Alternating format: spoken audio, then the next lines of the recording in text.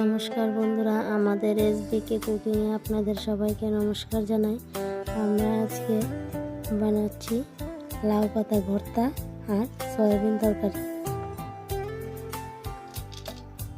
আমরা প্রথমে কড়াইটি বসিয়ে দিলাম।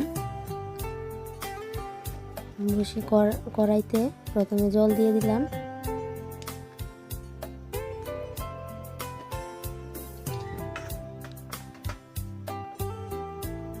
এবার আমরা কড়াইতে লাউ পাতাগুলি 10 মিনিট সিদ্ধ করে নেব।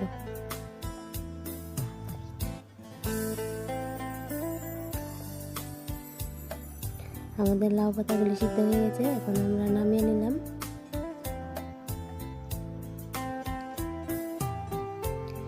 এবার আমরা সয়াবিন তরকারি রান্নার জন্য প্রথমে কড়াইতে তেল